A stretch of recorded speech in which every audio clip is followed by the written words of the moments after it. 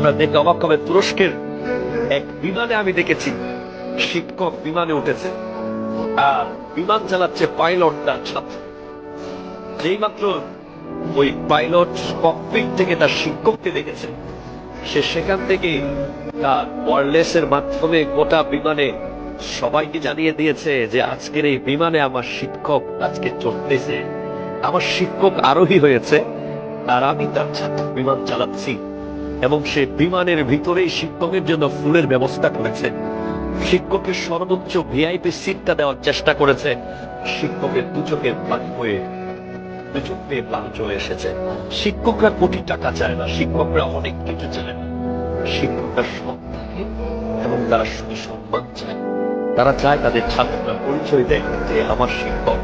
তারা চায় তাদের ছাত্র তাদের চেয়ে অনেক বড় হোক, কিন্তু যেন সে শিক্ষকের কৃতজ্ঞতা প্রকাশটা করে, দেখলে সম্মান করে, এতটুকুই তারা